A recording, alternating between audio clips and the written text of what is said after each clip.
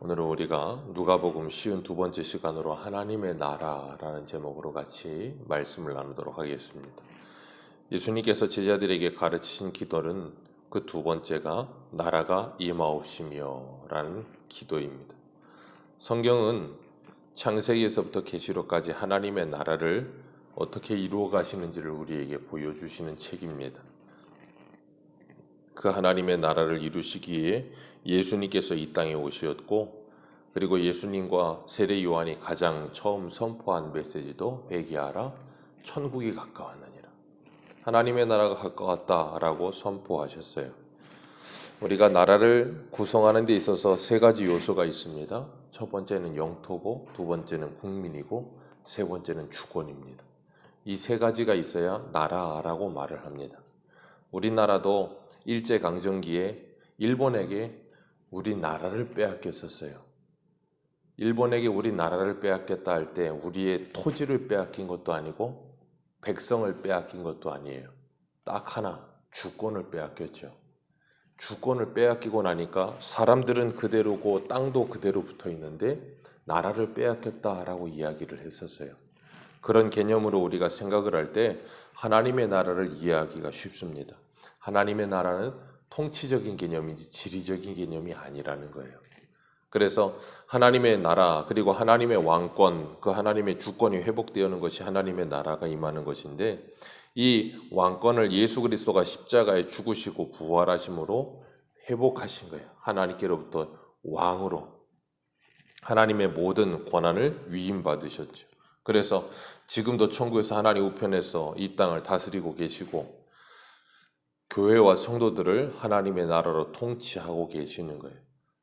교회와 성도들을 통하여 이 땅을 하나님의 나라로 통치하고 계신 겁니다. 예수님께서 십자가에 죽으시고 부활하심으로 예수님을 믿는 모든 백성들을 하나님의 나라 백성 만드시고, 그리고 그 나라는 그 성도들 안에 이루어지게 하시며, 또한 그 말씀을 통하여 성도들을 통치하심으로 하나님의 주권, 왕권이 회복되어지게 하신 거예요. 이 아브라함 카이퍼라고 하는 네덜란드 신학자가 있는데, 그 사람이 영역 주권이라는 단어를 썼어요.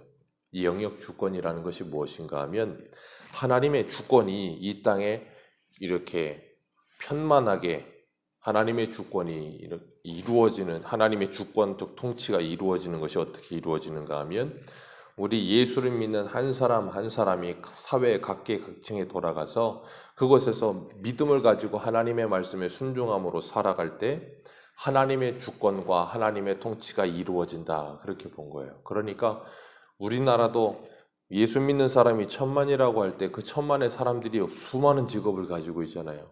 각계각층에 있습니다. 그 사람들이 전부 다 예수를 믿고 하나님의 말씀을 들어 교회로서 이 세상에 퍼져나가서 말씀으로 살면 어떻게 되겠어요? 그곳에 하나님의 나라가 이루어지는 거예요. 그래서 제가 늘 말씀드리지만, 우리나라의 기독교 인구만, 다른 사람들 말고 이미 예수 믿는다고 말하는 그 사람들만 정말로 정확하게 바르게 예수를 믿고 그들의 삶의 터전 속에서 믿음으로 살면 이 대한민국은 한순간에 변합니다. 그런데 그러지 못하고 있기 때문에 문제인 거예요. 예수님께서 하나님의 나라를 위해 오셨고 제자들에게 그 하나님의 나라를 가르치셨어요. 그리고 십자가에 죽으시고 부활하시어서도 사도행전 1장에 보면 예수님께서 그 40일 동안 하나님의 나라의 복음을 선포하셨습니다. 그리고 마태복음 28장 19절에서 20절에 보면, 그러므로 너희는 가서 모든 민족으로 제자를 삼아 아버지와 아들과 성령의 이름으로 세례를 베풀고 내가 너희에게 분부한 모든 것을 가르쳐 지키게 하라. 볼지어다 내가 세상 끝날까지 너희와 함께 있으리라 하시니라. 아멘. 그게 뭐예요? 하나님의 나라를 가르치고 하나님의 나라의 복음을 가르쳐 그들로 하여금 하나님의 나라가 확장되게 하라, 그 말씀하고 계시는 거예요. 예수님이 오셔서 그 일을 하셨고 제자들에게 그 일을 맡기셨고 오늘 우리들에게 그 사명을 맡기신 줄 믿으시길 바랍니다.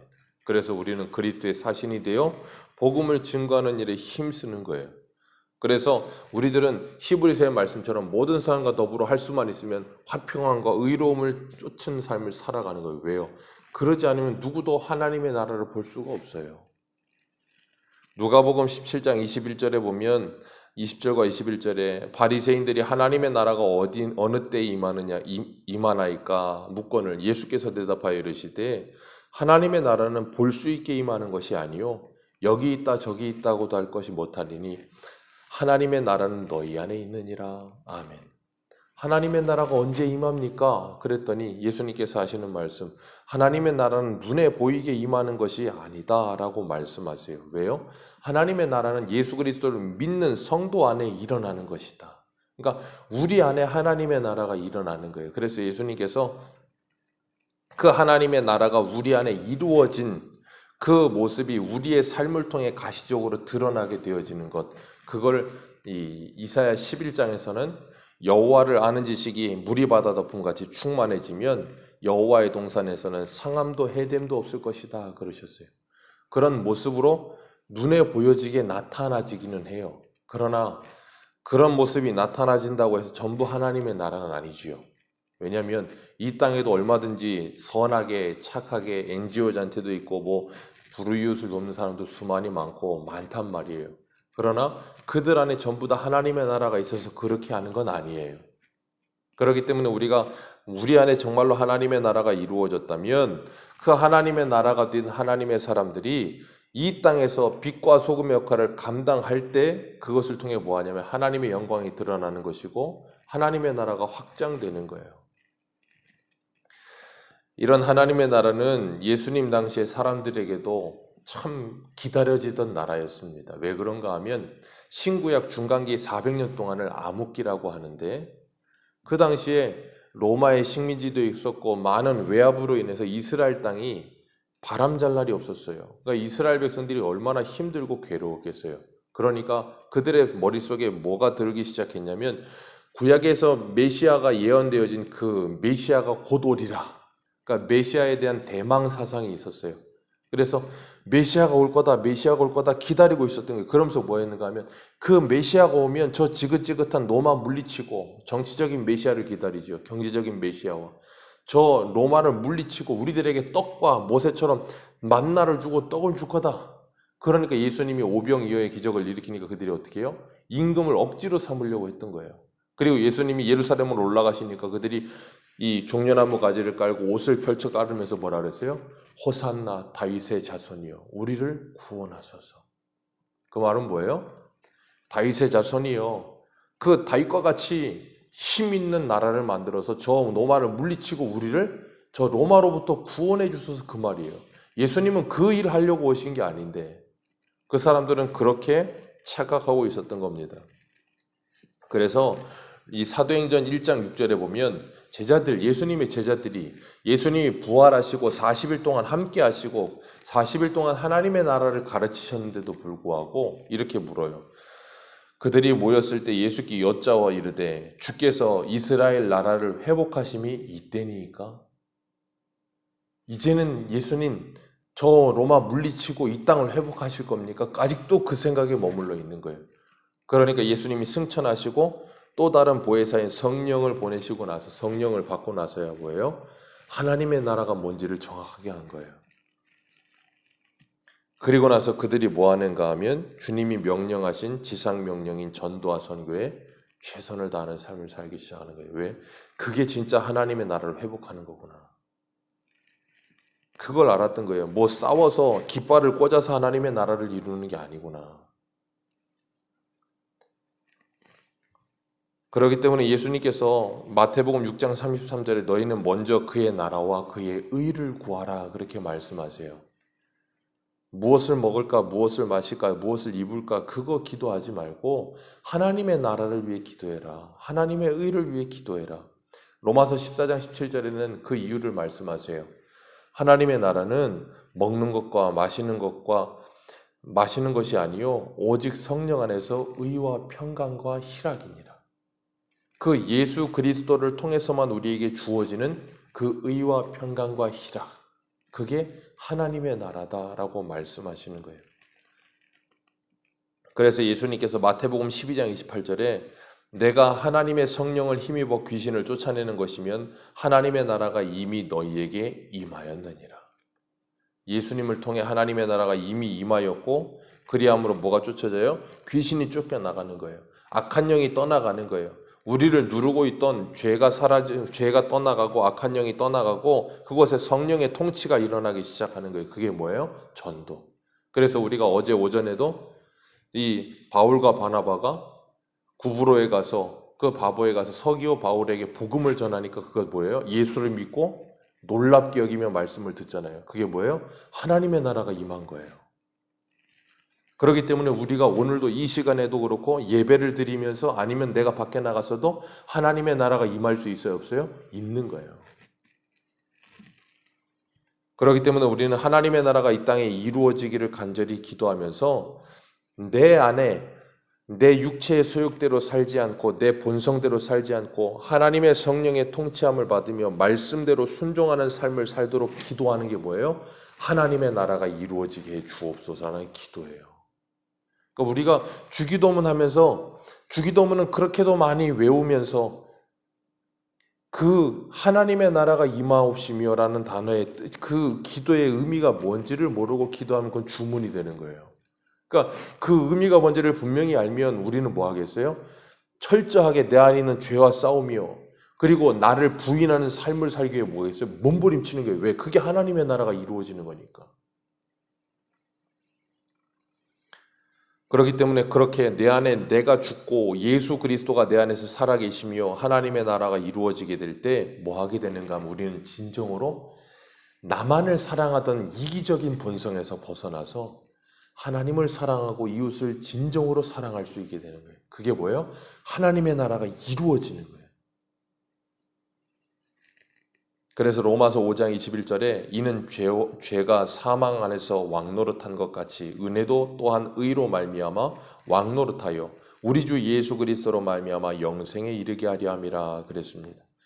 죄가 왕노릇하던 삶이 이제는 은혜가 왕노릇하고 말씀이 왕노릇하고 성령이 왕노릇하는 삶을 살게 되는 거예요. 그래서 그 말씀에 이끌리고 성령에게 이끌리고 그 하나님의 사랑에 이끌리는 삶을 사는 것, 그게 뭐예요? 하나님의 나라. 그래서 이 하나님의 나라를 신학적인 용어로 이미와 아직이라는 표현을 써요. 이미와 아직. 우리는 예수 그리스도를 믿음으로 이미 하나님의 나라가 임했고 그런데 아직 완성되지는 않았어요.